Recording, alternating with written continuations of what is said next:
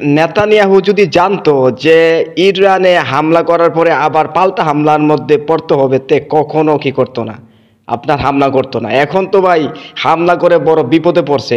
Trump 2 সপ্তাহ সময় দিয়েছে, সে 4 সপ্তাহ সময় দিবে, কোনো কাজে আসবে না। ট্রাম্প কিন্তু পিছিয়ে যাবে ভাই, লেজ গুটিয়ে ট্রাম্প পিছিয়ে যাবে, কারণ জানে ট্রাম্প যদি আসে তাহলে কিন্তু আরো বিশ্বযুদ্ধ লেগে যাবে। ইরান কিন্তু এখনো নিজের ক্ষমতা বলে কিন্তু যুদ্ধ চালিয়ে যাচ্ছে। আর এই যে 2000 কিলোমিটার দূর থেকে যে ব্যালিস্টিক মিসাইল মারতেছে, ইসরায়েল জানলে জীবন আর কখনো এই অবস্থার মধ্যে তাদেরকে হামলা করতো না। এখন তো ভাই হামলা করছে ঠিকই, করার পর তো ভাই এখন বুঝতেছে ভাই, এখন তো জনগণ সহ তার বিপক্ষে, বুঝতে পেরেছেন?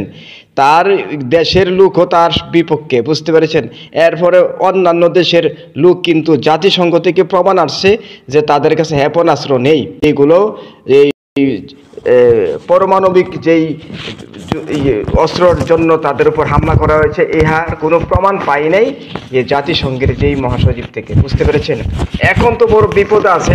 ট্রাম্প বলতেছে যে 2 সপ্তাহ সময় দিয়েছি, 2 সপ্তাহ না, 4 সপ্তাহ, 6 সপ্তাহ যাবে, 1 মাস যাবে, 1 বছর যাবে, ট্রাম্প এই কথাই বলতে পারবে। ট্রাম্প যুদ্ধে জড়াবে না। জড়াইলে কিভাবে জানেন?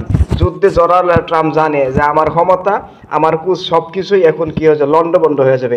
এমনকি ট্রাম্পের বিপক্ষে আমেরিকার লোক সহ নেমে যাবে, জনগণ নেমে যাবে। এর আগেই তো নেমে গিয়েছে ট্রাম্পের যে কয়েকটা কার্যকলাপের কারণে আপনারা দেখতে পেয়েছেন। এখন যদি আবার ট্রাম্প এই ইসরায়েলের পক্ষে যুদ্ধের কি নেমে যায়, তাহলে কিন্তু ট্রাম্পেরও 12টা বাজে যাবে, এটা সব জানে।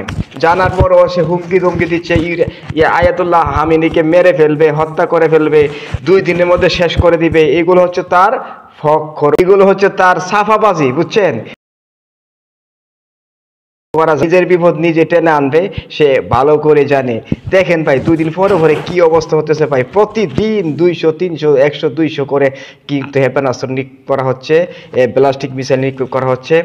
আর যে তাদের যে আয়রন হয়ে যুদ্ধ করতেছে, কিছুদিন পরে দেখবেন এই ইসরায়েল কি করবে, আত্মসমর্পণ করবে, আমেরিকাকে প্রস্তাব দিবে যে যুদ্ধ স্থগিত করার জন্য, যুদ্ধ বন্ধ করার জন্য। ইরান কখনো বলবে না, দেখবেন ইরান কখনো বলবে না, বুঝতে পেরেছেন? কোন জায়গার মধ্যে হাত দিতে সে বুঝে না। সে যদি বুঝতো, সে কখনো, সে ভাবছে যে এই গাজাবাসীকে যেভাবে হামলা করে নিরহ মুসলমানকে হত্যা করতেছি, ইরানকে ওইভাবে করতে পারবো, ইরানকে আমাদের উপর উঠতে দেব না।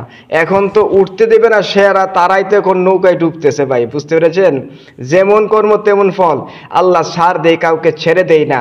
এখান থেকে শিক্ষণীয় বিষয় আছে, জোর কখনো বেশি দিন থাকে না, জোর একদিন ধ্বংস হবে। আর ইসরায়েলের ধ্বংস আর মাত্র 2-3 বছর, যদি এরকম ভবিষ্যৎবাণী হয়ে থাকে তাহলে আর মাত্র 2-3 বছরের মধ্যে ইসরায়েল একেবারে